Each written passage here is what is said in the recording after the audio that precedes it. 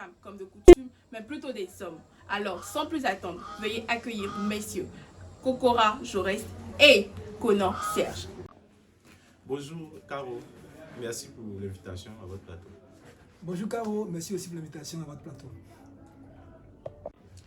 Bonjour monsieur Kokora, bonjour monsieur Conan. Comment vous avez rencontré votre âme sœur et surtout dans les moindres détails, nous voulons le savoir. Bon, la première rencontre n'était pas extraordinaire, hein. C'était une rencontre assez ordinaire. On s'est rencontrés à Boba Djamé au cours de renforcement dans le cadre de la préparation du tronc commun.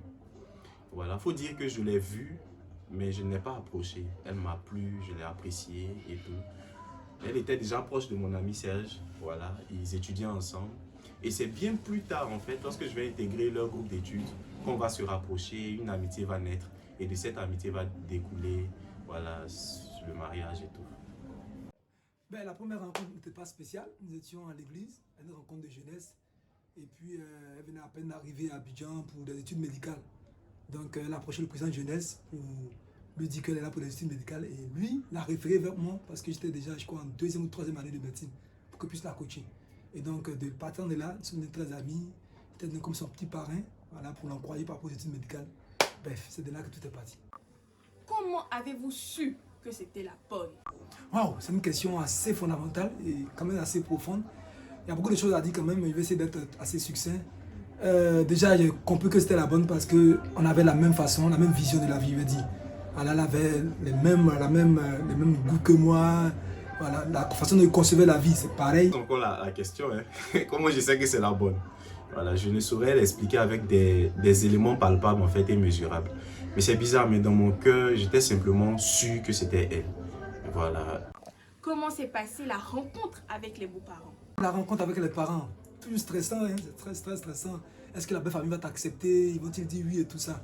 Mais moi, ma grâce, c'est que lorsque nous sommes allés rencontrer mon beau-père officiellement avec mes parents et tout ça, Dieu a fait grâce parce que mon père et mon beau-père se connaissaient des années avant.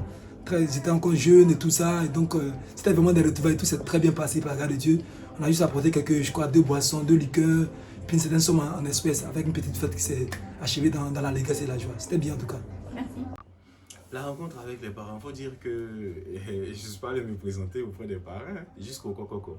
Voilà, il y avait juste sa grande sœur qui savait, voilà, affectueusement, maman Véro, coucou à toi. Et puis, il y avait sa sœur aussi qui savait. Mais il faut dire que l'appréhension que j'avais personnellement, c'est parce que je ne travaille pas. Je suis étudiant alors. La bonne question de tout parent soucieux de l'avenir de sa fille, c'est mais comment il va s'occuper de ma fille? Mais bizarrement, quand on est allé faire le coco, l'oncle qui était son oncle qui a présidé le coco, il a donné une phrase qui m'a marqué.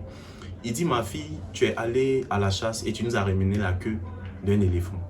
Donc on attend maintenant de voir toute la grosse viande de l'éléphant. Pour moi, ça voulait dire qu'ils y croyaient en fait. Et moi aussi, j'y crois et ça m'a donné du punch pour avancer. Voilà. En fait, comment s'est passé les préparatifs de vos mariages? Surtout que monsieur Conan Serge est encore dans les préparatifs de son mariage. Ben c'est pas facile, il faut reconnaître. Actuellement, nous sommes à quelques semaines avant le mariage, donc il faut faire beaucoup de courses, il faut courir ça et là. Il faut réussir à trouver des fonds pour combler pas mal d'aspects. Bref, c'est vraiment difficile. Heureusement que nous sommes chrétiens et nous comptons sur la grâce de Dieu. Dieu est fidèle, c'est le pouvoir par excellence. Je continue, merci. Comment arrivez-vous à concilier études et vie conjugale, sachant que vous êtes encore étudiant en faculté de médecine et vous avez un petit enfant? Alors, comment j'arrive à concilier? Je vais dire comment nous arrivons à concilier, parce qu'il faut dire que je ne suis pas seul. Voilà, c'est-à-dire quand je ne suis pas là, c'est madame qui s'occupe de la petite, qui va s'occuper de la maison.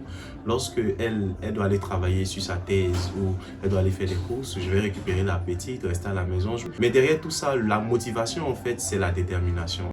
Qu'il faut être stable financièrement avant de s'engager, avant de se marier. Oui. Faut l'être. Mais qu'est-ce que ça veut dire être stable? D'autres attendent d'avoir comme de grosses sommes d'argent. Je suis marié, ça fait 3 ans, je ne travaille pas, je ne suis pas fonctionnaire, mais j'ai des entrées. En réalité, il faut avoir des entrées. Mais pourquoi en fait? Si c'est pour se marier pour la cérémonie, je vais vous dire, le mariage c'est simple, c'est la mairie, c'est les alliances. Voici ce que c'est que le mariage. Si vous arrivez à gérer ça, vous pouvez vous marier. Notre interview tire malheureusement à sa fin.